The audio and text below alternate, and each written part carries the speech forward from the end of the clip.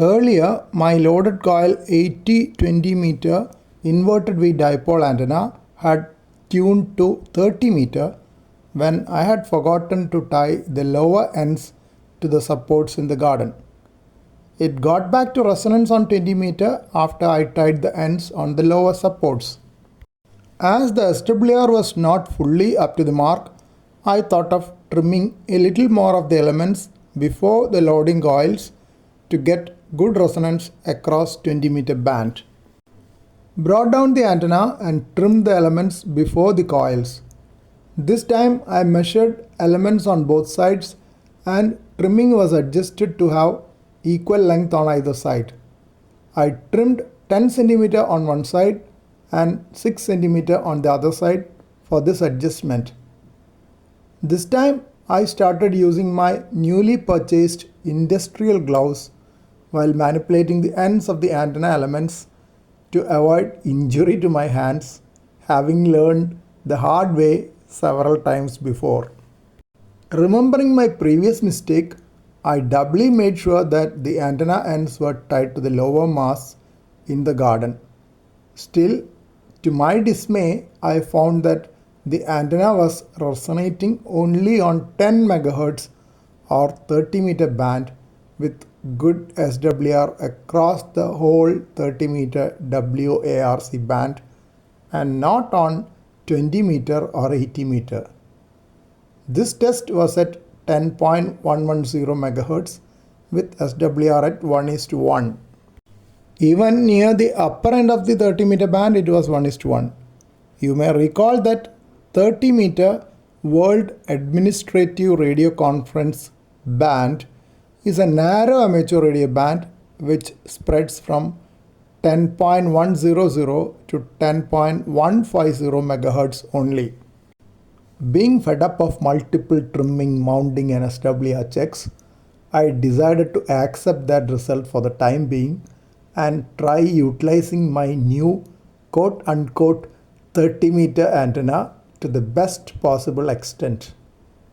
A look at the waterfall display on my FT710 radio told me that currently no signals are visible on 30 meter band. It has been mentioned that 30 meter is an excellent DX band which normally has propagation to somewhere in the world at any time of the day or night and at any time in the sunspot cycle. The reason why DX contact is possible round the clock is that attenuation due to D layer of the ionosphere is relatively low all year round. This facilitates use of 30 meter when other bands like 10 meter, 12 meter and 17 meter are no longer usable.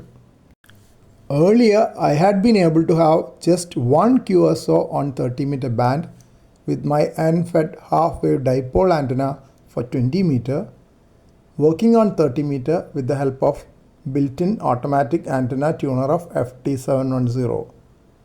That was with VU2 GSM at a distance of 268 km at 6:45 am local time on 3rd November 2024. Here is the last part of that QSO which I could record then.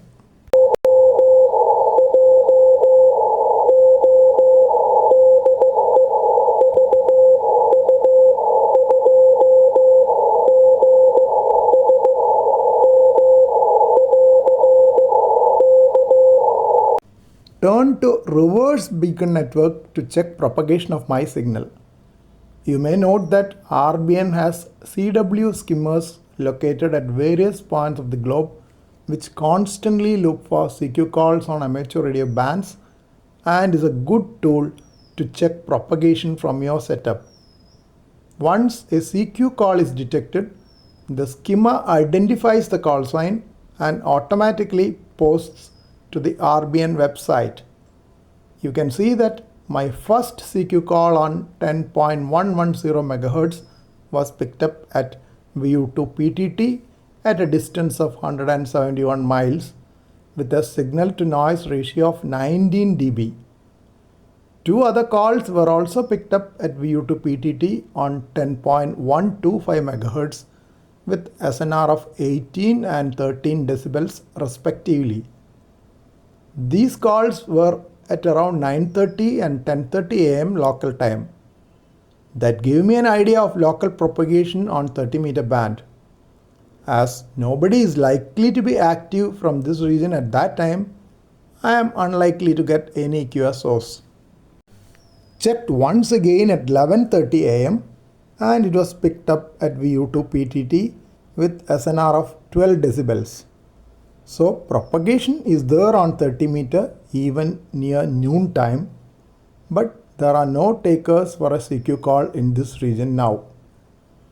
I decided to monitor waterfall display for a longer period to pick up any possible activity.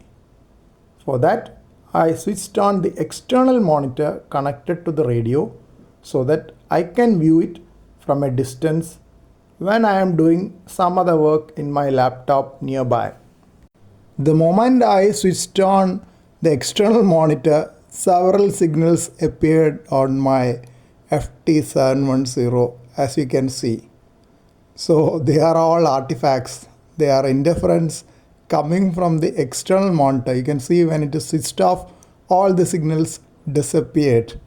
So that was an interesting observation. Coming back, and this is the external monitor which is causing the RFI. I am not sure whether it is a monitor or its power supply which is causing this RFI.